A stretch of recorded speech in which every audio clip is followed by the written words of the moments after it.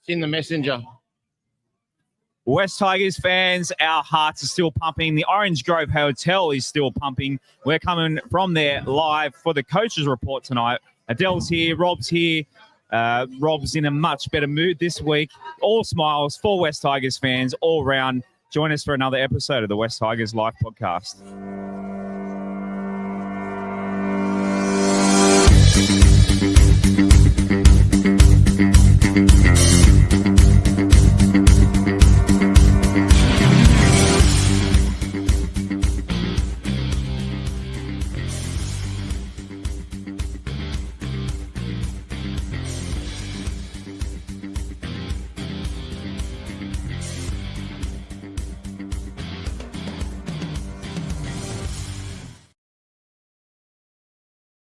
West Tigers fans, welcome into this. Could be the best, I'm going to call it right now early, the best coaches report we've had all year. A huge win at Leichhardt Oval. We've got Adel. He's here in the flesh at the Orange Grove Hotel. We're going to review that game. That what are we, 8:30, so full time was 2.5 or maybe even less because it was Golden Point. So we're going to review that game coming up. Please give us a like at West Tigers Live on the TikTok, on the YouTube channel, Twitter, X, whatever it's called now, and the Instagram. They're all going off. So much happening, especially tonight. I mean, seeing all the videos of Adam kicking the goal there. Adel, I'll go to you first. When Adam slotted that goal over, what was going through your head that moment? Well, sitting next to Rob, so I was really happy for him. First of all, because I know the emotion that was going through his mind at the time. I was pretty confident, as we spoke about last week. I was confident throughout the whole game as well. Like, you know, every time we come up with a big match-winning play defensively, it sort of told a bit of a story, I thought, where the end result would be. It felt good to be on the other end of a penalty to win the game, which felt good. But yeah, I don't know. I felt good. It was, for me, it was just good to be at Leichhardt Oval. You know, before we talk about coaching and all that sort of stuff, I'm a fan first. So just being at Leichhardt Oval felt good. And then winning a game of football at Leichhardt Oval was even better. Did this guy here, were there tears of relief, tears of joy? How did this guy react next to you? Don't embarrass me, or it's your last show. It was Rob. It was a Rob special, I guess. Yeah. Very happy, very excited. We actually had one of Rob's other friends, Jason, sitting on the other side. He was just excited. So I was the meat and the sandwich, to be honest. The meat and the sandwich. Oh, wish I had been the salami in that. Rob Bashara, we made a bit of a sandwich after the game. We had a hugging embrace, as you saw Az and I after the game. Mate, how good is it getting a win? What a sandwich it was. What a sandwich. After another tumultuous week, you cannot get a more famous and gutsy victory than what the West Tigers produced today. Anyone who's not proud of that just can't be pleased. I haven't seen happiness like that in a long time. It was great to be at Leichhardt for a game. I want that euphoria at Campbelltown as well. I think the Campbelltown side of the fans deserve it. We're all one, really, so it shouldn't matter where we play. The best part about this victory today, Cronulla played really well. It wasn't a game against Newcastle where, sure, we forced them into errors, and we played well. But today, they threw everything at us. We threw everything at them. It was a cracker game. I'm sure I've had people tell me they're booking in a quadruple bypass and they're fainted and they've gone through a range of emotions. It was a really special day. I'd given up hope last Monday. Everyone saw my reaction Monday night, mainly because I thought our halves were a bit of a mess last week. We didn't have Galvin there. It was great to see the boys embrace him and even for Lockie himself to put the team first. You could see by the celebration of Samuela's try how around each other they were. They never gave up, mate. We're going to go through that whole game, but we were dead and buried 3 or 4 times, like gone. Like, thank God the post saved us on one field goal, which just seemed to hang in the air for like an hour. It was just like I was watching my heart about to break again, and it hit the post. Just a great day, great reaction. How good's the Orange Grove Hotel? It's like this pumping. place has been rocking. Thankfully, there's only about 70 or 80 people here now. We couldn't breathe an hour ago, and couldn't move. I'm still struggling to hear myself, to be honest. But Really looking forward to this coach's review. Great to have Adel by my side today. Yeah, he had that video out when Adam was getting ready for that goal kick, and he knew what was going on. I was in the fetal position. I was praying to every possible god that anyone prays to. And I've only just seen the replay not long ago. It only just snuck through the left-hand post. It wasn't exactly over the middle. Can't wait to watch the replay. Can't wait to watch the socials and go back through all the feeds that I haven't gone through today. Really happy for all our fans. We bloody deserve this. We so deserve this. I don't know if we can back it up again next week because that was emotionally and physically draining, but the boys, I'm so proud of that whole team, guys. All right, where do you want to start? I think the formalities. We start with the first half, I guess, Adel. What do you want to go through from the beginning? Just the general play, or do you want to talk about... I think we should just go through the general play because there weren't too many tries in the game. I mean, we seemed to dominate pretty much most of that first half, although I think both of us were surprised that even in the second half with Cronulla, both teams didn't take advantage of that big wind and go for a 40-20 on third or fourth tackle and a little bit early. But we dominated that first half, and I don't think 10-6 was a fair reflection of the scoreboard. I think we absorbed them early. I think they had some really good possession in our end early on in the game, and I thought, and it was consistent throughout the game. Our right side attack really really come up and in and put a lot of pressure on them. They decided to go at our right edge at Taruva. He made some really big decisions. He made a real good tackle on Mulatalo on the outside. So that's the natural shape Cronulla like to play. They're not the type of team that's going to play the way they played tonight. We actually made them change the way they play because a lot of their plays are all around their shape. They like to be a little bit pretty with Hines and Trindle running that really good shape with their fan shape coming out the back. The one time they did run it and they got a strip for numbers, as I said, Taruva made a really good tackle. So early on in the game, I thought they had the territory. We sat next to each other. I agree with you during the game that I don't think we took advantage of the wind. I thought we should have kicked early in the tackle count. And that's a little bit of us not having that good general play kicker that sort of has that game awareness. So I think that's something that really lacked for us early in the game. I love the first opportunity we got and Galvin attacking the line. And funnily enough, it was the back rower who normally is the person hitting those lines and then all of a sudden looking for an offload.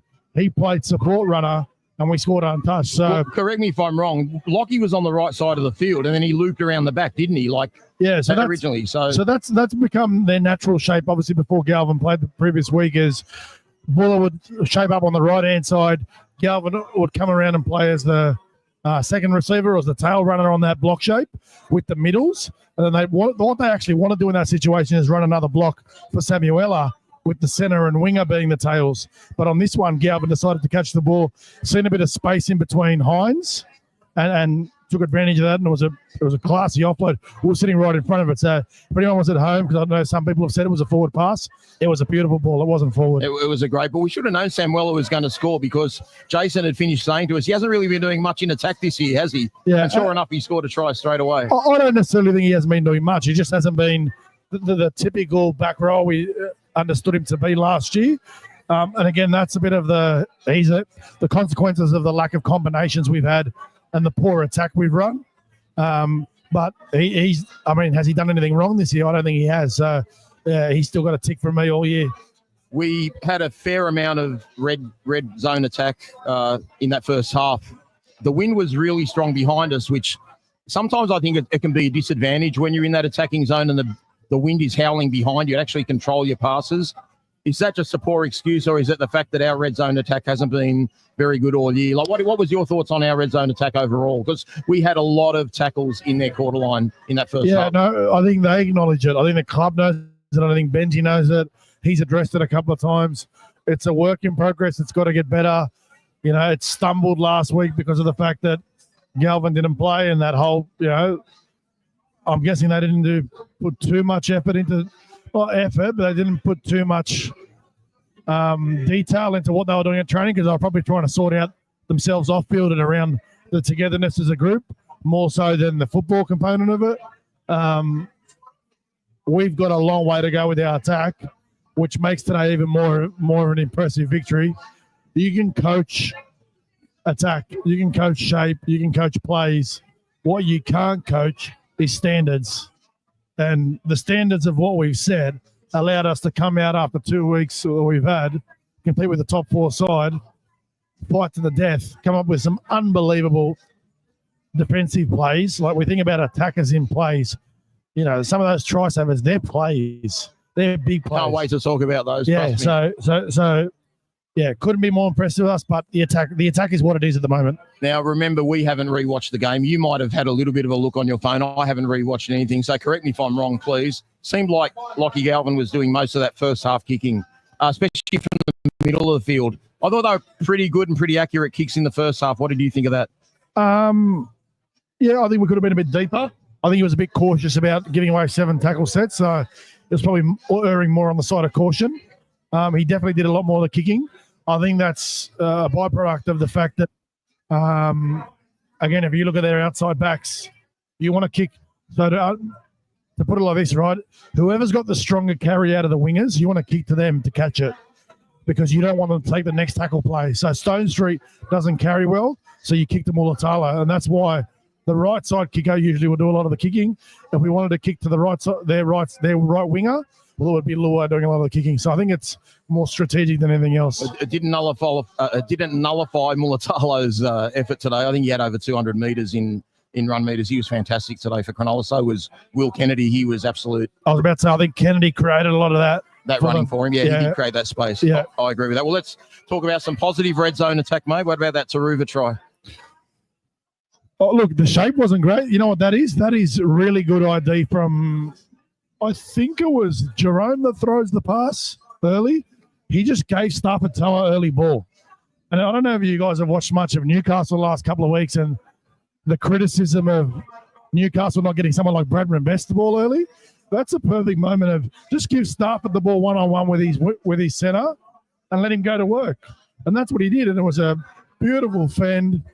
Engaged Mulatalo and basically flicked it onto Taruva, and we know what sort of a finisher Taruva is. That's just good football IQ, giving our right centre, who's shown to be what he is, a one-on-one matchup. He took it on one-on-one and done his centre for dinner. So, have we found out if Harodi got hooked at halftime or if he was injured? I'm not sure. I wouldn't be surprised.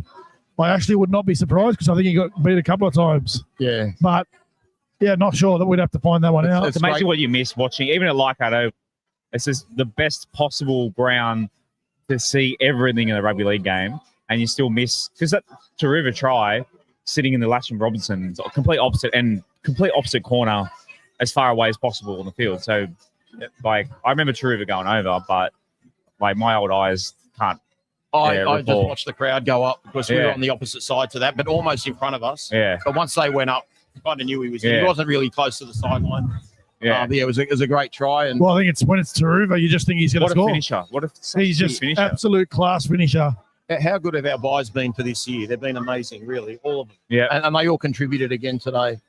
All right, well, then we dominated. We kept pressing and pressing. It looked like we were going to score a few minutes before halftime. I think we had a poor turnover. I'm trying to think of who it was that might have passed the ball. Was it maybe Lockie that passed the ball when we dropped the ball? I'm not sure. Anyway, Cronulla, they get that try. What was that? A bit of it was a good play. It was a chip kick from Braden Trindle, and they regathered the ball and ran back across the field to the left, and they linked up well, and no one could touch Mulatalo and stop him.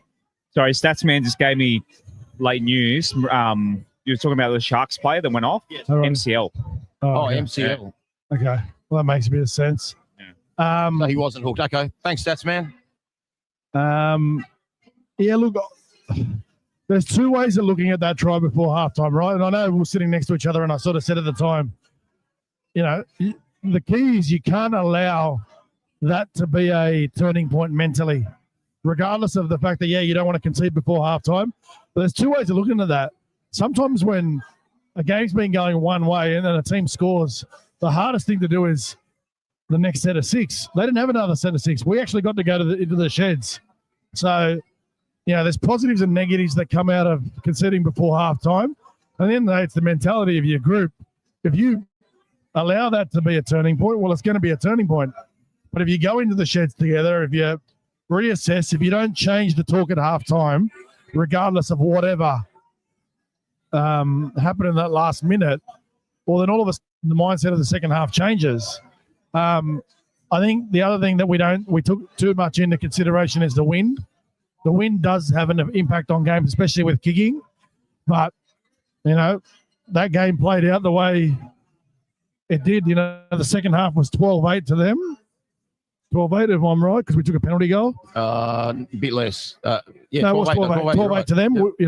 It was 10-6 to us the first half. Yep. So it just proves that, wind obviously has an impact. If you've got like a world-class halfback who's got a great kicking game, they're usually the type of people that can make use of the wind. But at the same time, it's hard to sort of build pressure with the wind. So I don't take too much into the wind too much.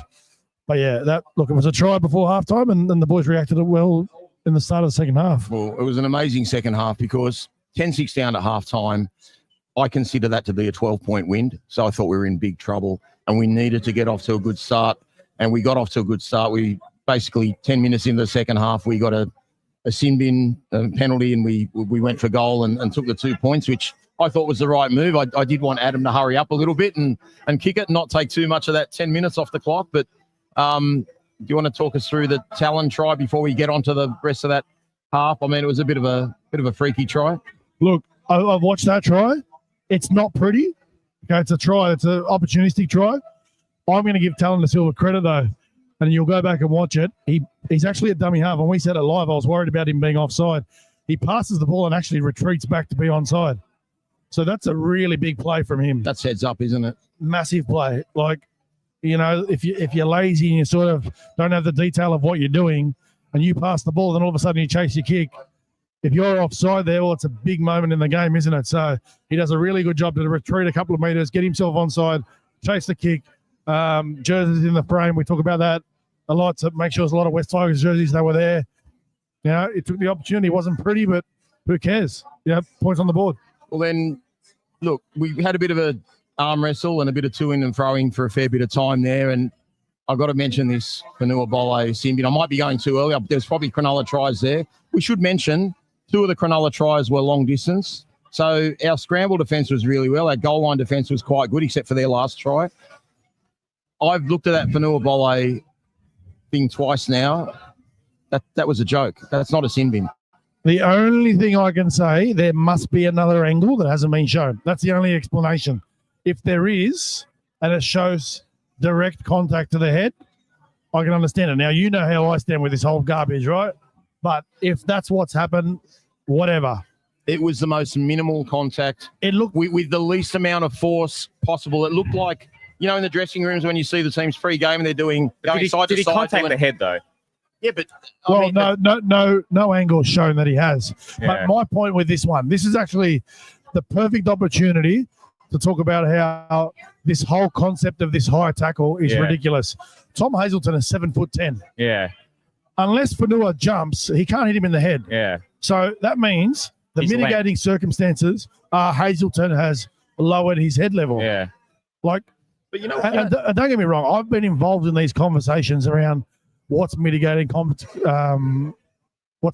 circumstances, and I've had debates with people from the New South Wales Rugby League and the NRL when they come in and they have, because they educate the players. They do it at the start of every year. They come in, they educate the players, they show them how they grade charges. They do a good job in trying to explain it to the players. But at the same time, as a coach, I'm sitting there going, you're telling us something that is incorrect. Yeah. You're looking at it from almost a policing perspective. You're not looking at it from a player's perspective.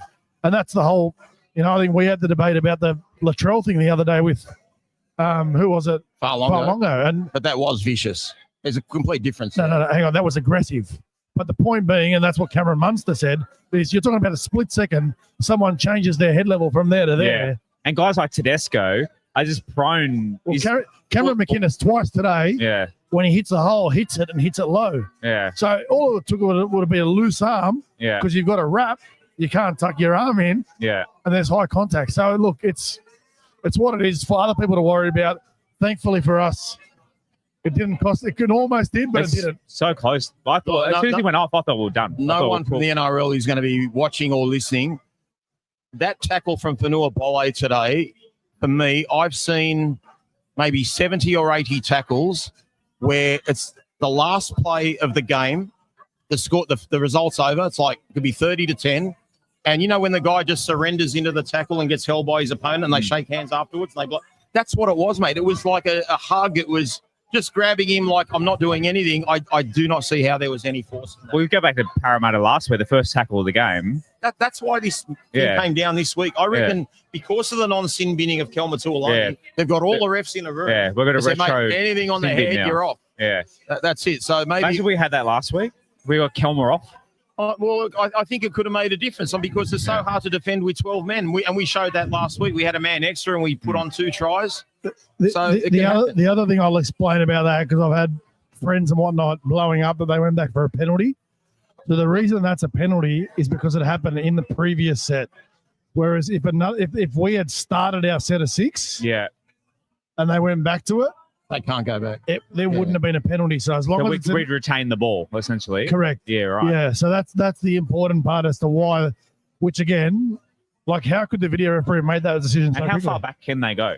The previous set. Previous set only. That's it. Okay, so that's what you're saying. Is if we start in the old days, it's too late when we get the ball. Yeah, in the old days, what used to happen was there was no bunker. The touchy would run in at the end of the set. Yeah. They'd wait. They'd play the whole set out, and the touchy would run in at the end and report the incident. And foul play always overrode whatever the normal play was. So if the Tigers got a penalty, but say Terrell May did a high shot, then the penalty goes to Cronulla. Yeah. It always used to override back in the day. Yeah. Okay. I need some help, guys. So I don't know where to start with this chaotic finish to the game with the field goal from Nico Hines or the Mulatalo tackle or the Anderson tackle I think you help us out. Maybe go back a bit earlier. I think it actually starts with the Brett Naden try saver. Okay. On Stone Street in our left corner. Wasn't that when the Bolle thing happened? So that was like the Bolle. No. Didn't they go back after it went into touch? Is that one? No. They scored after Pole. Billy Burns scores. Okay. So Billy Burns scores his try. Okay. All right.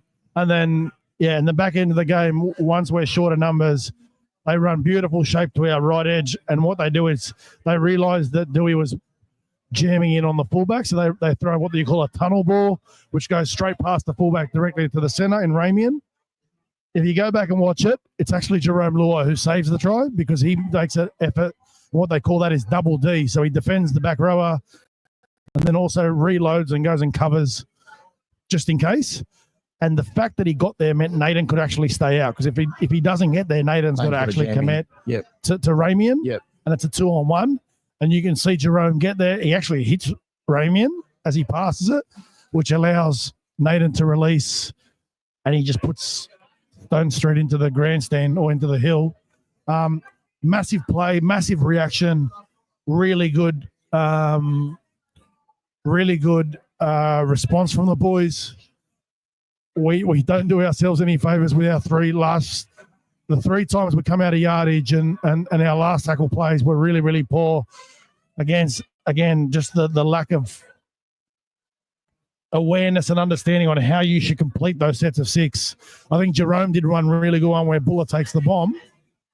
And that's where what you do is in the wind like that, you just kick it like it's going to go dead ball line and let the wind will hold it up. Correct. Yep. And then at the end, Kennedy actually started sitting really shallow. Yes. The other thing I think you can do is you can almost go the old Oz tag play when you're 40 metres out or 50 metres out. Just grubber it really low. Just drive it really low. The wind doesn't have as much impact and try to put them in a corner. But yeah, we didn't do ourselves any favours then. But then it's incredible, and it won't be talked about because it's not an attacking play. I'm here to tell everybody, Lachlan Galvin won us the game today. Lachlan Galvin won us the game with a tackle on Tom Hazelton. That tackle, I don't know how he held onto his bootlaces. And I don't know if you've seen it, Rob. Which one was that, Mulatalo or Anderson? No, Hazelton. Hazelton, yeah, okay. Hazelton under the post. Hazelton under the post, that's right. I actually thought it was over. Yep. And somehow he slips out with his shoulder and then grips onto his ankle and stops him. Yeah. And then we reload the next play. They run good shape. And Toa does a really good job to stop Atkinson. But the big play is actually Tito then reloading, coming over the top and making a play on the ball. On Atkinson, he loses the ball. Well, I'm going to tell you, we had 17 heroes today, mate. I'm not leaving it up to one person. There were the single moments in that game that were huge that we'll talk about, obviously. So okay, how you tell me how a prop forward who plays 70 odd minutes can charge down a field goal, even though Cronulla got the ball back. That is one of the gutsiest things I've ever seen. This guy has it all, Terrell May. He had 41 tackles, 8 offloads, didn't miss a tackle. Well, I know you've been critical, Rob, of him playing 80 minutes. Did you hear what Benji said in the press conference? He didn't play 80 minutes. He came off today. Yeah, but did you hear what Benji said? No, he got yelled at by Terrell May why he took him off. What a player. You better not complain because he might yell at you. Mate, I complain because I want Terrell May to be there for the semi-finals, hopefully. But I genuinely think he can just do it. Yeah, some people just can do it. He's absolutely incredible. It's funny listening to Benji in the press conference say he actually had a crack at me for he said, what did I do wrong? Why'd you take me off for? So that just shows the impact. And again, Jerome said it, that as much as he should be in line for Origin, he knows that Terrell understands that for him it's just about making sure the Tigers are playing good football. So unbelievable. We've never had a front row like him. Never. So while we're having dinner, Adel's got the video out on his phone, looking back at all the game, all the highlights. So I've got to ask you then, let's do it in order. The Mulatalo tackle where he ends up losing the ball, trying to stretch out Jareem. 2 or 3. Jareem? Yep, that's a Jareem effort play to get there because Mulatalo actually breaks out of the tackle and he could reach out. I think it would have been a double movement anyway. Yeah, that's what I said that as. I think it would have been, but yeah. Did his elbow Liam Kennedy was in the bunker, so I don't know what would have happened there. Could have been anything, but yeah. But again, all we know is what actually happened, and what happened was Buller got there, put his body on the line, put himself in a position to stop the try, and he did. So crazy. And then the substitute centre, number 14, Mr. Daniel, is it Anderson? Atkinson. Yeah, so that was the one after the. That was the last one. Was a double play, right? That was in the last minute, wasn't it? Yep. So then there was a scrum, but that's what I'm talking about. That was what I talked about before. It was Hazelton under the post, tackled by Galvin. 2 plays later, tackled by it was an ankle tap from Starfatoa, and it was a reload by Tito to get there and force the ball loose. I love it. Have you ever seen, Josh, that much desperation on the try line when we look so beat on from those 2 plays? One from the reserve back, one from Mulatalo.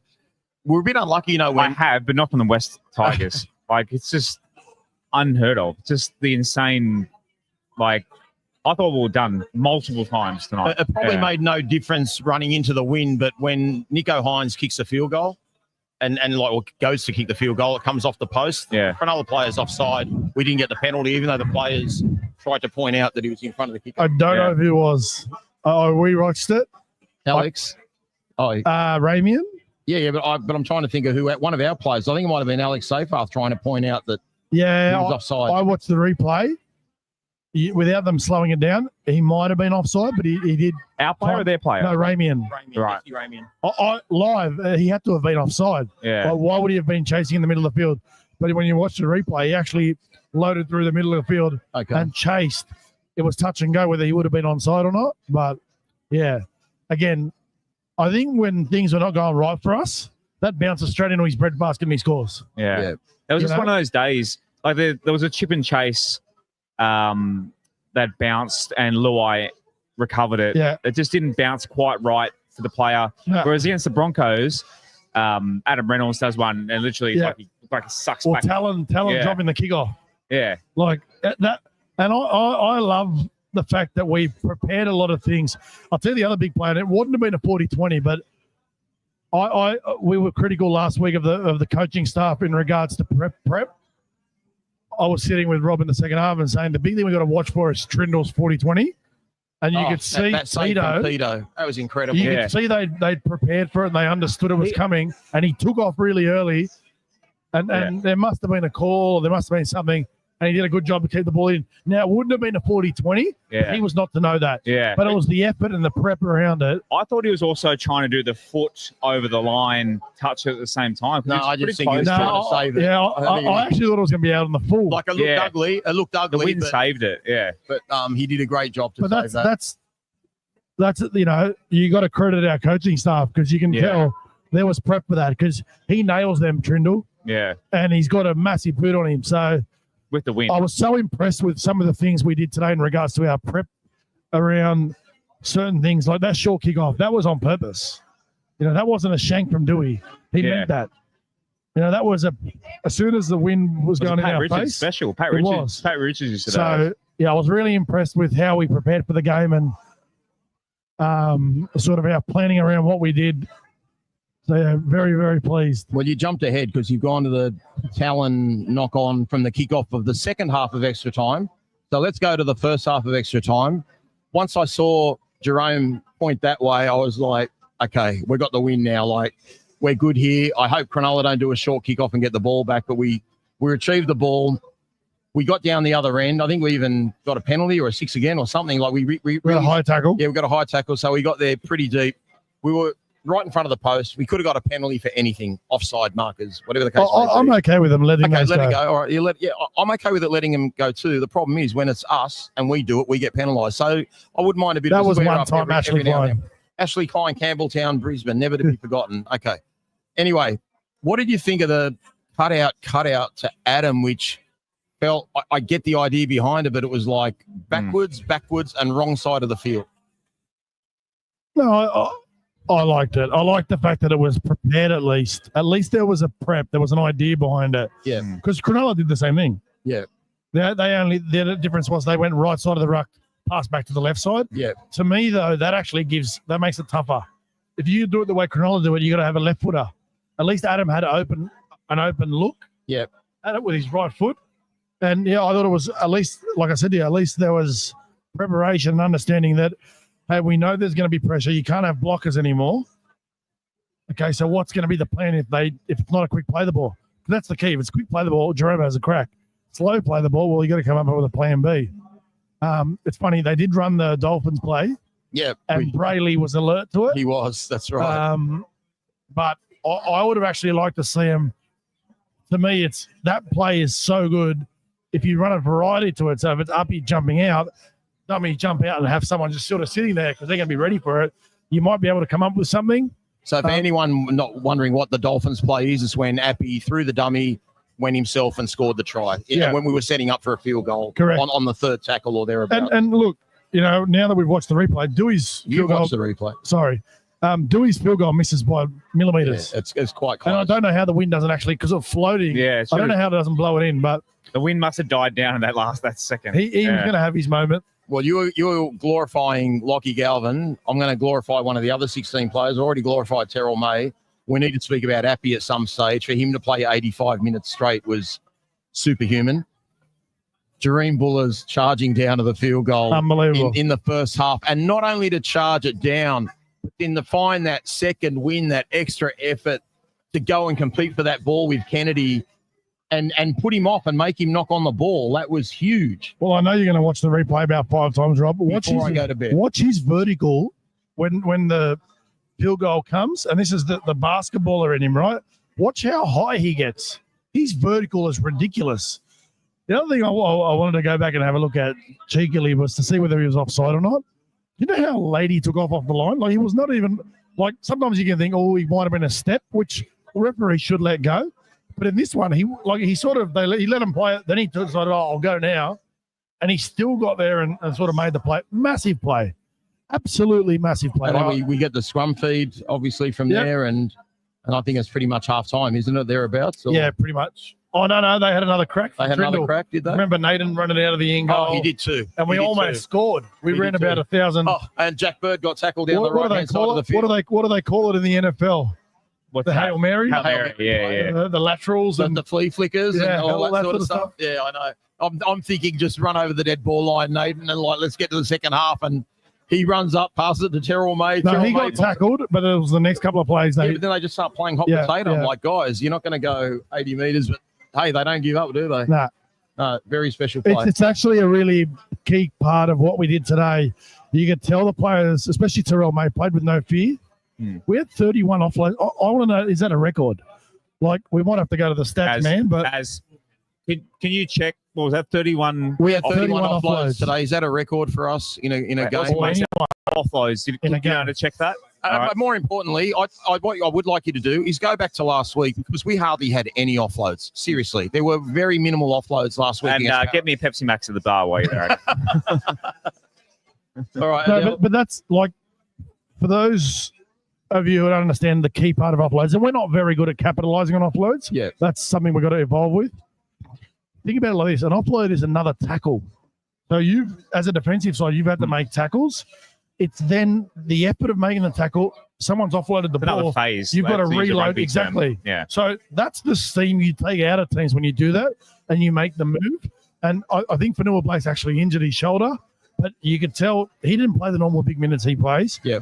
I reckon Kapuzia had no impact. Hazelton at times was out on his feet. I think we should have taken advantage of their middle of the field a little bit more. And I said that coming into the game, but special win. I can't get over it. All right, and just talk us through those last couple of minutes before Adam gets a penalty, because you'll know more. That's a blur now. It's pretty hard to focus on what happened those last 2 minutes when my head was between my legs, and I was praying and like hoping, and I didn't want to look, but somehow we got a penalty for a strip with Adam. But what was the lead up to that? Well, it was a big call from Benji in extra time. Appy was going to come off because he's hurt himself, so Talon was going to go back on. Royce Hunt did the first stint, so wasn't he great today? He was outstanding. And then he had to make a decision who to put on. He had Jack Bird on the bench, he had Twali on the bench, and he had Tioni Whanu on the bench. And Benji nailed it. He put Sione on. It was a Sione carry with footwork, sort of had about 7 or 8 post-contact meters, found his front, quick play the ball for Whanua, roll on the back of that, and Sione put his hand up again and sort of carried. Yeah. Look, I'm surprised the referee blew a penalty. It's a strip, right? It's a strip. I actually think Hazelton didn't mean to strip it, but in that moment, his momentum takes the ball out. So it's just a strip. Yeah. I'm surprised because what they do sometimes, the referees, is they'll make a decision and let you challenge it. Yeah. Instead of, because Cronulla had no more challenges, did they? No. And the referee they knew burned it that. pretty early. They burned with Mulatalo in the goal line dropout. So what they do in that situation is they know the Tigers got a challenge. Yeah. They'll go on the side of, I'll make the call in Cronulla's favour, and if the Tigers want to challenge it, we'll let the bunker decide. So I'm sort of surprised he blew it, because once he blows it, it's done.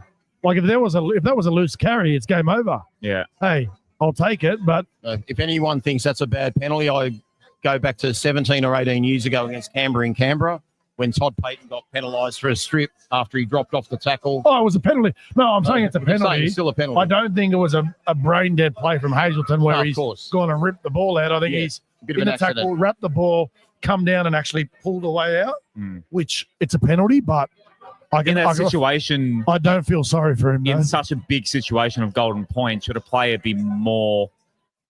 Like, what do you tell a player to do? I mean, he's under fatigue, and that's exactly, they're under fatigue. Yeah. Like, it's so hard to that's why you split second decision, because that's where you get the errors from. I'd rather just call him an idiot, but no, you walk into the sheds and you don't even acknowledge it. Yeah, well, not acknowledge it. That's not the word. You don't even ID it as, "Hey Tom, why did you shoot the ball?"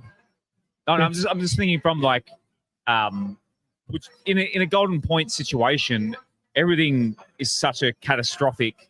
Like a drop ball or a penalty can literally determine the game. So, well, I'll say this, and I can say it now, and I don't think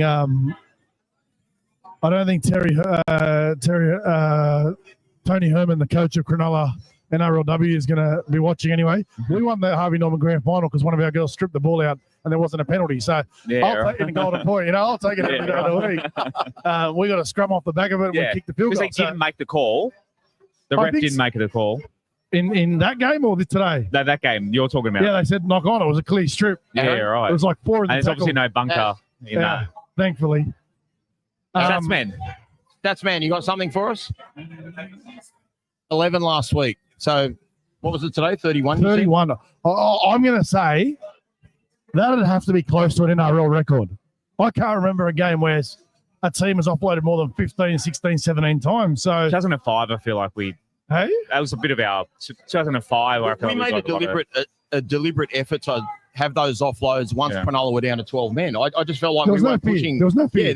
We pushed the pass. Terrell May offloaded whenever he wanted. Yeah. It was literally up to him. And whenever he wanted to offload, he just did. As I said, the next thing for us to be better at is what do we do off an offload? Because we've got to take our chances a little bit better. Considering it didn't rain at all. It did a lot today. So the ground would have been, the ball would have had a bit of. No, because of the wind. Yeah. It would have been dry. It would have been dry, yeah. Yeah, right. Yeah, and it's quite lucky that we could play that football for the rain held off. Yeah. Okay, let's talk about some of the boys, some of the players. Who's your best? I know you don't like to single out. And look, again, I say it almost every win this year. We had no bad players today. Sure, there were a couple of specific errors that some players would have liked to have had back again, but our handling was pretty good overall in general. I don't think we dropped too many balls. There were a couple there that in the second half, but the first half, we didn't even drop a ball. I think the only time we turned the ball over might have been Luai puts the ball behind someone, and we actually didn't dive on it. We actually didn't drop the ball per se. So I think our handling was really good. Our defense was pretty good. Completed to 82%. Well, I think 80% is the number you always want to be over. Yeah. I think anything above 85% is really good. Hard to stand people out today because I think it was more of a gritty win. Like it wasn't that win where the highlights come from what we do in attack. It's more. Oh, the highlights are in defence, mate. The efforts in defence were amazing. But again, what was the young lady that had a chat to us before? Alicia. She sort of said to me, our defense is great. I don't actually think our defense is great. I think our scramble's really good. And it reminds me a bit of what the Bulldogs did last year. Because they're getting meters. Yeah. Well, our play the ball speed was quicker than theirs, but I don't necessarily think we win contact really well. What we do really well is we scramble. And that's the part of our game that's improved a lot. We turn up for each other. When there's choices to be made, we make the right choices in having the extra effort. And sometimes they do score on us, but you look at that and you look, okay, how many jerseys were there? Was there guys turning up and it wasn't just walking over the line and putting the ball down? Was there an extra effort to be there and make him put the ball down in the corner or dive with one hand, and put the ball down? So they're the sort of little things. When you have someone like Tito, so explosive, his lateral movement. There was a couple of times the ball got out to the opposite winger, and the West Tigers fan in me was like, "Oh my god, like this isn't really good." And then he just the way he can move and gets to the tackler, because he was also kind of covering the center, and then kind of the part like a floating pass goes out to the winger, and he's before the guys even take it off. That's the Penrith system. Yeah. So the Penrith system out wide is you've got to be able to defend on two shoulders. Yeah. So it's the ability to stay stable, not lean one way or the other, not commit one way or the other. Yeah. So if it goes on your inside shoulder, you put your weight. If they run on your inside, your weight goes to your inside shoulder. If the ball does go over you, you're able to turn. Whereas if you actually just commit to one way and the ball goes over you, well, it's harder than turn and chase. So that's the thing we got to know, and I take a lot of comfort in. Not only Tito, you got to remember Nathan's come from that system as well. Yeah. He learned their defensive system. Jerome's on that edge. Forget the missed tackle from Jerome last week. That's a half being isolated. If you look at that, our left side defense is really, really good. Jerome, do we make some great decisions? Nathan on the wing today was really good. And more importantly for me, I said this to Rob before, is because he's so good under the high ball, they won't target him. So you don't see many kick contests to him. Whereas today they were trying to kick back to Taruva. So, that left edge, I know we got Skeldon to come back and he'll come straight back in. He's someone we're missing at the moment, definitely out of yardage. Our left side defense is really good. I'm going to be a smart ass here. So who was your best player and why was it Terrell May? No, who was your best player? Seriously. The numbers say Terrell May. Don't worry about the numbers. Who's good on the eye? Who is good on the eye for you? Like the best? I'll go a player in my mind. Oh, look, to me, and it's, again, not through the flashiness, and I was disappointed with his missed tackle on Mulatalo. Buller makes us a better team. Yeah, he was my pick. Buller at fullback makes us dangerous. Like, you think about our attack has been poor, okay? But he's a threat. No matter what happens, he's a threat. So it's hard to sort of say, was he our best player today? I don't know. Why I say the numbers Terrell May is because it's consistency through the middle of the field. It's the ability to just keep turning up. He doesn't miss tackles. So it gives us a little bit of a glue in the middle of the field as well. I think Uppy's another one that I probably underestimated him. And again, like, you look at he got 7 missed tackles. So he put a shot on someone today and someone else slipped off. They count that as a missed tackle. Now, there was one time he cut someone from underneath and then because someone else then wraps him and they count that as a missed tackle. So don't sort of look at those numbers too much. Yep. Out of yardage, every time he jumped out of dummy half, we look better. Yeah.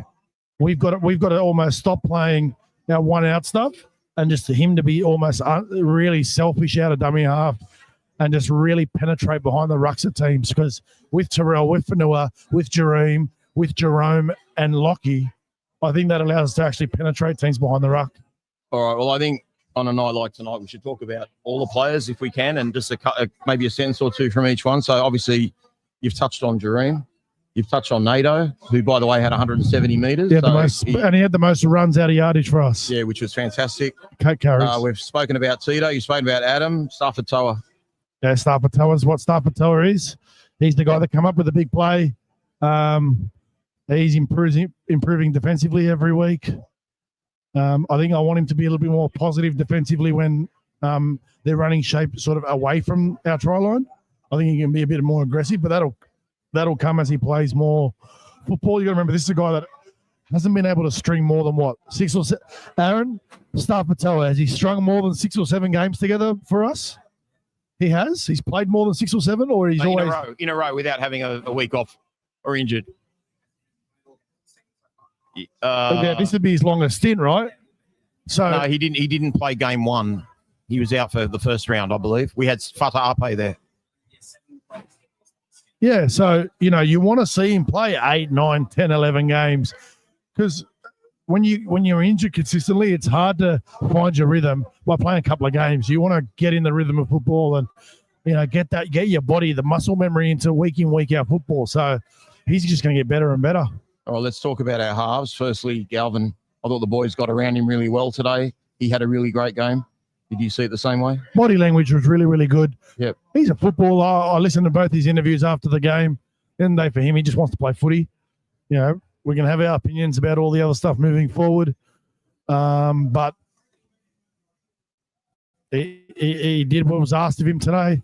The improvement in his game will be around not trying to hit a home run every time he runs shape down a short side, especially.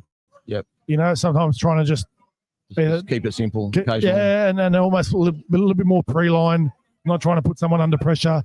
But like I said from the start of the year, when it comes to Galvin, you don't judge his football. His football's going to get better. I think that's the tough part for us is we're not going to get to see his football in a couple of years at this stage. So, I don't really make any judgments on Galvin's football at all. What about Captain Courageous, Jerome Luai? I said to you throughout the game, I thought he was going to come up with a big play at some stage. There was one moment there where he come off his left foot, poked his nose through and gave it to Uppy. I think as the team learns more, if Jareem turns up there next to Uppy, well, then all of a sudden, they score. So, mate, he has to get better every week. Is he coming up with the plays that we expect him to as a $1.2 million player? No, but that's not who he is. Who he is Rob, you've seen this, and I know everyone at home wouldn't have seen this. Who he is after that coin toss in extra time. I was just going to mention that. He's You've got to see how he revved the players up. And he just absolutely revved them. Yeah, right. He was revving them up. He was about 5 meters in front of all the team because that would be the other pretty side of the halfway line. And he was. Yeah. You can't. Yeah. You can't understand how valuable that is for players that are tired.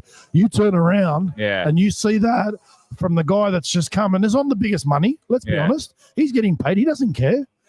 Not he doesn't care, but if he goes home, he's still going to get paid the same money every month. Yeah. And he's there for 5 more years. So he could sit there and take a chill pill for the next 5 years. But you know what he's doing? He's there for you. He's telling you this is our time. Let's go. And I know we all love his Instagram posts. Rob, you loved his Instagram. Magic. Would you remember what it said? He said, Leichhardt is the spot. Love my brothers. Love my brothers. That's it. With a big love heart. Before you get to the forwards, Statsman's passed me. So he couldn't find anything on in terms of one game offloads, but he says already 106 after 8 games. Our record for a season is 306. So 24 games. We're on track. On track for a record. Did you ask ChatGPT? No, he is ChatGPT. All right, mate, let's get on to the AT. forwards. Well, I've glorified Terrell May enough. I think he was our best player. Appy was amazing. Like I said, 85 minutes straight. We we can't talk about that. We can't talk about your little side exploits. Okay, we mentioned Appy, Cronulla Bolle. Yeah, again, consistent. I think that first little period in the game where they had a little bit of the ball, gassed him a little bit. Yeah. But, mate, he's an elite front rower. Again, and it doesn't matter whether we win or lose today. Cronulla Polo is getting to a stage in his career now, all we're seeing from him every week is a minimum 7.5 out of 10. And that's where elite footballers and front rowers become, is when you don't see any performances that are below that. And that's who he is, and that's what he's going to become, and he's going to get even better. The third middle, Alex Swole, celebrating his 150th today. What a memorable game that'll be. Look, I thought other than that knock on when he just came back on the field, which at the time seemed to be a turning point. Other than that, I thought he played really well. He ran really aggressively. He was always looking to offload. But that mistake, it had Brisbane, when we defended 3 sets in a row against Brisbane and then he got the ball and dropped it there, just kind of seems to have that little error in him that you wouldn't expect one of our more experienced players to have. But I thought he was very good otherwise. He's been carrying the ball very strong. He's been finding his front. And I think that's the instilling of the offload. Because what that does is when teams know that you want to offload, they're no longer trying to dominate the tackle. What they're trying to do is catch you and wrap the ball up. Yeah. So if he's selective with how he does that, and then he decides, well, no, I'm going to tuck it under my arm and try to find my front in this tackle or this carry, well, then all of a sudden he can catch the opposition off guard. So when they're catching him, he'll try to find his front. When they are trying to hit, well, he'll try to spin and offload. So that's a bit of an evolution of his game. That era, poor, but today's not the day for it. Samuela Faina. Yeah, really good. And the only thing I worry about with Samuela is with this stupid crackdown with the sin bin, I get really concerned because he launches into tackles. He does. He doesn't hit. He doesn't tackle. He hits to hurt. As we've seen the last month. Yeah, and I worry, and this is the point I make with all this. What's going to happen one time is someone's going to lower their body, he's going to hit him in the head, and he's going to get sin bin. So it's the concern, and if I'm a coach, I'm sort of going, mate, as weird as this sounds, it's like you probably got to be a little bit more careful with that. His carries out of yardage is really good. Again, what's he, 22? Very young. 22 years old. He played under 19s a couple of years ago. He's 21, 22 years old, mate. You don't understand that at this age, he has got so much of his best football still to come. Again, because of our attack being what it is, he's still not bearing the fruits of it. So he's doing what we're asking of him every week. I'd say to you this: I think all year he's been a 7.5, 8. He's never been below that, never been above it. I'm happy with that.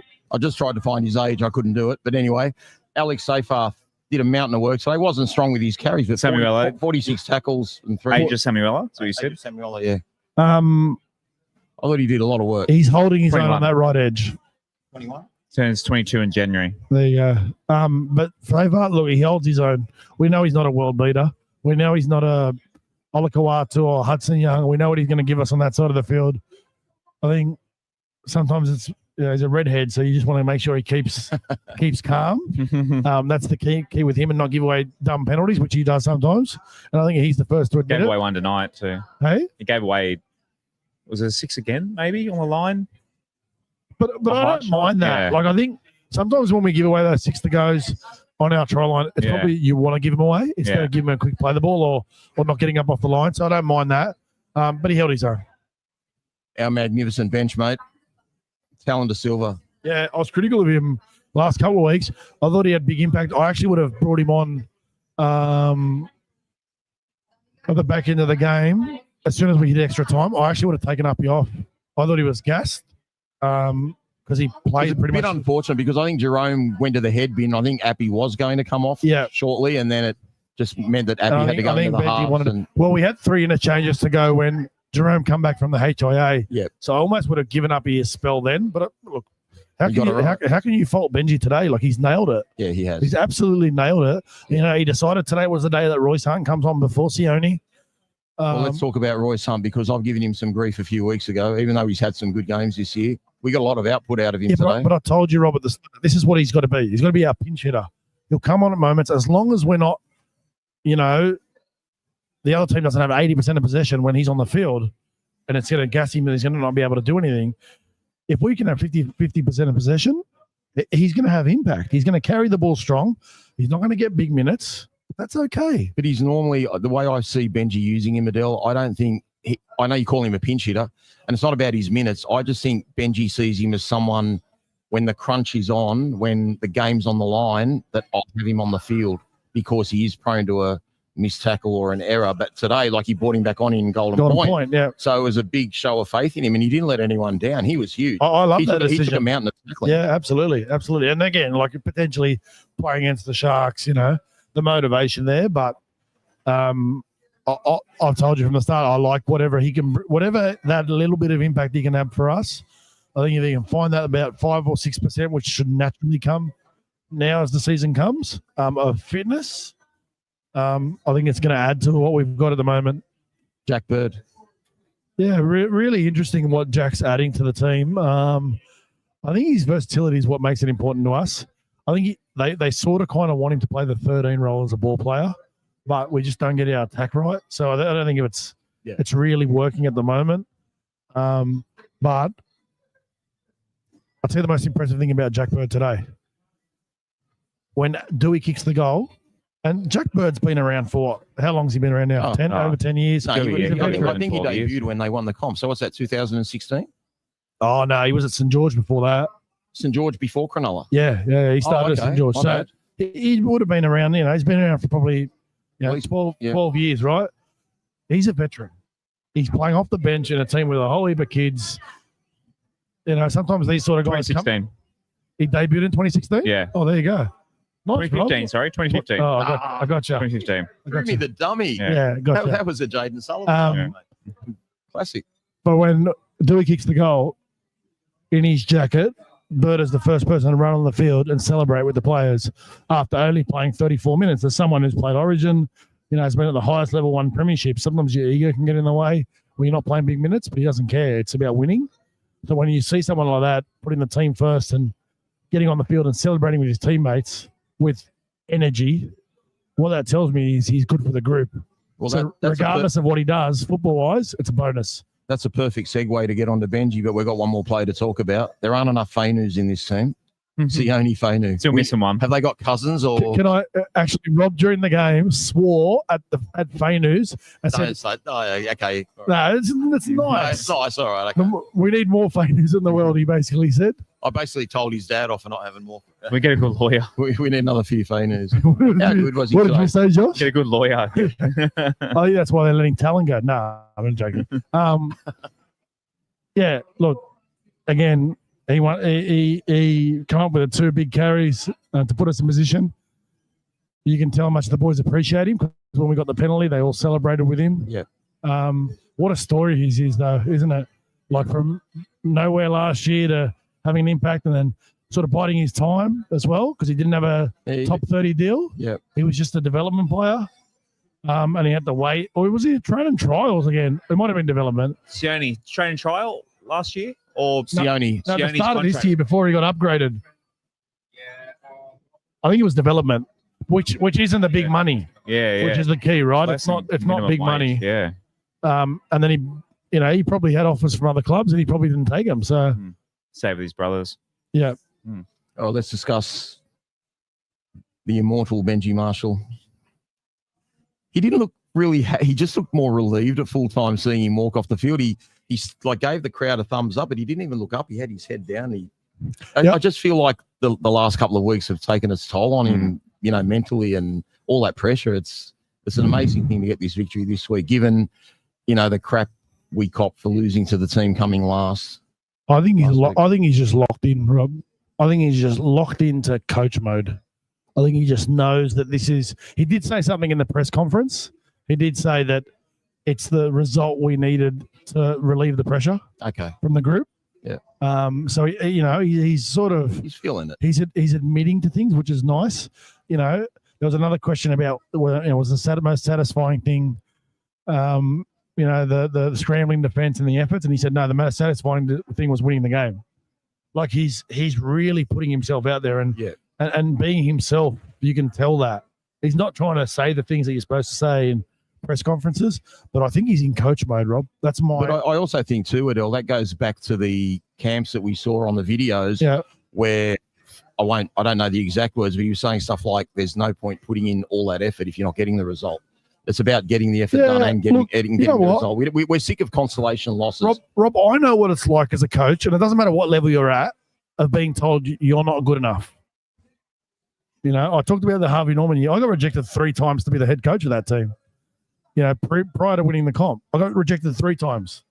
I got told, no, you're not the coach now. Someone else will take over next. We lost 2 different coaches. And in the end, they gave me the team as a token gesture. I knew it at the end. And then, so in that moment, my motivation was be myself and go and attack it. I think Benji's the same at the moment. Like he said it tongue in cheek at the press conference the other week, didn't he? Well, no one else thinks I can coach anyway. So why would I care? Last week. Last week. Why would I care if they were asking about Lockie? He goes, well, everyone else thinks I can't coach. So he's probably sitting there at home going, well, you all don't think I can coach. But you know what? There's been this whole narrative around he hasn't served his apprenticeship. Ricky Stewart retired. Yeah. Went and coached Jersey Flegg. And then won a premiership the following year. Roosters. There wouldn't have been much difference too with Ivan Cleary. Ivan Cleary played in the grand final for the Roosters and was coaching New Zealand a year or two later. But he was an assistant coach for the Roosters for a couple of years. Yeah. And that's my point. Like someone said to me the other day, I said, well, what would you rather? Someone do a year apprenticeship as a Jersey Flegg coach or be an assistant coach for Tim Sheens? I said, some people can, some people can't. We don't know what he's going to end up being. That's the truth. What we know is he's the greatest player the club has ever had. He loves the club as much as we do.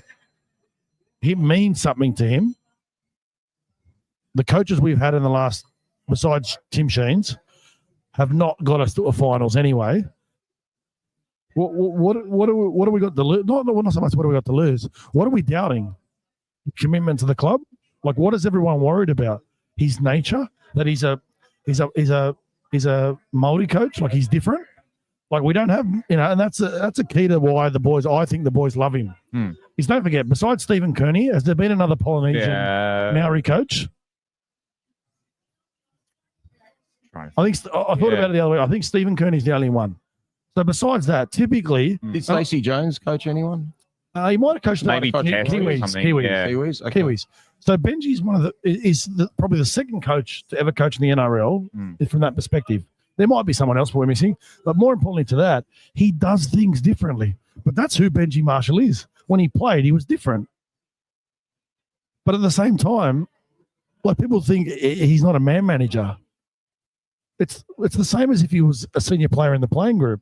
Benji is who he is. And at the end of the day, none of these guys, none of them, Uppy, Jerome can win 10 premierships. He's not Benji. Like, that's the truth. As a footballer, Benji's one of the greatest players to ever play our game. He changed the game. Oh, 100%. Yeah. So no matter what, he can always turn around and look at any of these kids and any of these senior players and whoever it is when they try to look at him and he goes, you haven't achieved what I've achieved. I understand the game just as much as you. I know what it takes to go to that level. He's won a premiership. He's done it as a youngster. World Cup. He's won a World Cup. He went, he understands what it's like to be a role player and come off the bench for a team and sacrifice, which he did with South at the back end of his career. So he knows what all this is about. He's the perfect person for us. He may not be the perfect person in 5 years, but right now where the club's at, he's the perfect person. Can I talk enough about him? We love Benji. I think we're not going to let you go. We'll just very quickly touch on next week. So we've got St. George next week. You did say we were going to win this week. Well done. How are we going to go next week up in Brisbane? What can we expect there in terms of conditions? How does that, is it a bigger field? Is it more suitable for our play? No, I think we've been St. George up there before. Yeah. A couple of years ago. I think that's when Bud Sullivan was there and played really well against us. Yeah, he did. Look, it's all about turnaround. St. George played on Friday. They got 2 extra days to turn it around. We just played, nearly 90 minutes of football. Benji did say in the press conference that Uppies should be okay. So that's a positive. I don't think we get Skelton back yet. And everybody else has come through the game. I don't think Cronulla's going to get charged. I mean, I'd like to think he doesn't get charged, but Shoke he got sinned. Yeah, that'll be interesting. But what they have done in the past is when someone goes to the bin, they do charge them. So that's my worry. Because you should challenge it.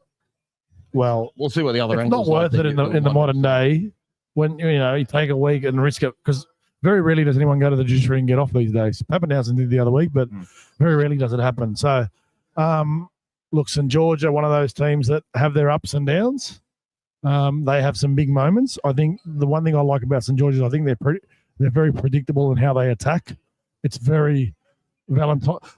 Stafford gets to go at Valentine Holmes again. So I think, maybe if anyone out there wants to send some highlights to Val and get into his head a little bit this week about Valentine, they put 70 on us. We'll get a tip sheet off you during the week, but is there one player we need to watch out for next week for St. George? Yeah, it's going to surprise you. Clint Gutherson. Okay. Clint Gutherson. Really. I think he's made them a genuine football team in the sense that it's almost Luai-like what he's doing there. Yeah, he does.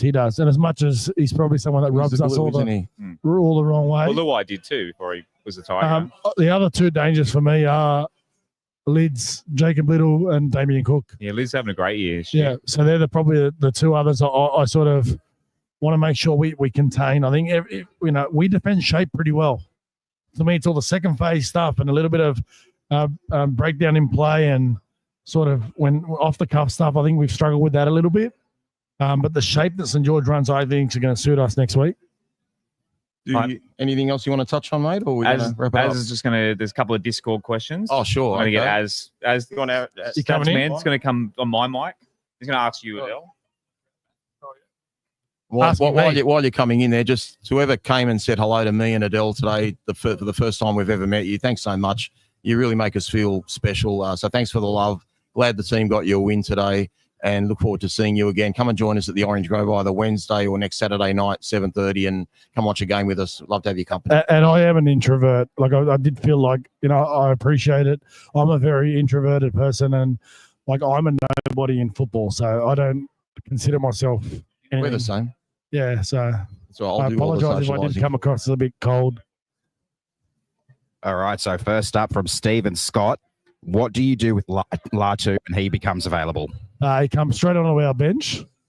Absolutely comes straight onto our bench. He'll make our attack better. I love that role he played that day against the Warriors where he come on as a 13. I think that's the role he'll play, and yeah, he's got to be in our 17, absolutely. Do you keep him there at the expense of De Silva or with De Silva? Putting you on the spot now. If I'm the coach, yeah, someone misses out of Sione, Hunt, or Jack Bird, unfortunately. Probably can't be Jack Bird because he covers the back line. It's probably Royce Hunt, to be honest, as weird as that sounds. But, yeah, Terrell plays 80. Fanua can play big minutes, so can Twali. So can Sione. Yeah. Sione can bust out minutes. Because Sione can cover back row for us, but so can Jack Bird. So, but I think if we're going to win a game, Latu's got to be in the 17. Fair enough. All right. Next up from Ben, what is the major issue with our attacking structures? We seem to break down so often in comparison to other teams, and we're still looking a little bit clunky. It's poor attack. It's poor attack. They've just got to get better at it. What's the issue? Well, by now the combinations should be better. The last 2 weeks wouldn't have helped us. I think there was a little bit of a plan today about sort of denting and going through the front door. I still argue that I'd love to see a lot more of our attack off Uppy, even in the red zone, where we sort of run a few plays with him, and just our timing is a little bit off. But yeah, unless you're at training, you sort of can't assess it. So at training, they do a lot of this stuff and they video it. So it's not too dissimilar to what they do in games. So they'll be watching. They'll be realizing what are the things that they need to get better at and what's working, what's not working for them. But yeah, unless you're actually there, it's hard to sort of have an opinion on how you think it can improve in particular. Yeah, the best you can really do as an outsider looking in is kind of just give your opinions anyway. And I mean, you've obviously got experience as a coach, so you have a little bit more of the nous and the knowledge that we do as fans. So I think it's knowing what they do at training in particular and how they prepare for it and how they review it. So they don't just review games, they review training. So every training session, the drone, when they're on the field, the drone is out and they're videoing every training session. So they review that as well. It's not just game days that they review, and this is all the clubs. Remember your mate Buzz come out and said the Bulldogs don't have a drone? Yeah. Every club has a drone. You know, they video every training session. They review it all. But they've all got laptops. Yeah. I know that. There's Hasler. No, they took them off them. What the other thing that I don't know if we still have it if we still do it, but previously what we used to do is the club would get someone to video games end on. So someone from the club would go video the game from end on. Okay. But I haven't seen it for a while. I think the TV networks have got that now covered. And one more from Brandon. Adel, good to meet you at the game before kickoff. Was Naden's effort good enough for first grade? We are missing Giral. What's the alternative when Giral is back? The alternative when Giral's back, or? Yeah, that's what he's asked. I have a feeling he means how does the team line up when Giral's back? Yeah, Skelton comes back in. I think that Dewey holds his place at the centres. Yeah, the hard part then becomes with Naden is staying ready as a backup. So you keep Toa in on the other side as well? Stuff. Yeah. No. Credit to Fata Ape today too. Did you see him jumping on the field when we won the game? That's not someone that felt left out. So well and truly into it. Great to see. But I think Skelton is really important to what we do. Really important. A couple of super chats. Thank you, Riff. Riff sent us $10 to buy Adel a beer for me. His insights have been outstanding. Appreciate you, mate. Brandon W. Have you ever seen a gutsier win in your life? That defense was out of this world. West Tigers till I die. Thank you very much to our legends. How good was this live from the Orange Grove? Hopefully, it's still. I can't believe how many people are still here. I didn't think we were going to be able to do this an hour ago. Luckily, it's a little bit emptier now. How many times have we heard "I the Tiger"? 3 times tonight for me. It feels like 2005. Yeah, no, it was going off here earlier. It was fantastic. Terrell May's big head. I just going around. YMCA. Were you here for YMCA before? No, I wasn't. They were doing YMCA with Terrell May's head up in the air. Oh, Gussie. We were having dinner, I think. No. Gussie just sent us $5 as well. He's a high five for all you great Tiger humans. You're a game changer, Adel. Love your passion, insight, massive love, great Tiger humans. Good on you, Gussie. Love you, Gussie. Thanks for the text today too, again, brother. Righto, Wednesday nights. As you said, Rob will be here. Come join us for our Wednesday night show to preview Magic Round. How good all our fans getting up tomorrow with a big smile on their face. Going to work so much easier. Happy, good week, at least till next Saturday night. Yeah. And hopefully we can back it up and get on the positive side of the ledger against the Dragons. All right. As always, see you Go Wednesday the West night. Tigers. Thanks for listening to another episode of the West Tigers Life podcast. You can join us every Wednesday night live at 8:30 p.m. from the Orange Grove Hotel. A big thank you to Orange Grove Hotel for their support, as well as iChoice Home Loans. If you want to hear more from the West Tigers Life podcast, go to westtigers.com.au. That'll be our link tree, and you'll find links to all our social media, and you can sign up at our Patreon at patreon.com/WestLife. Join us next time on West Tigers Life.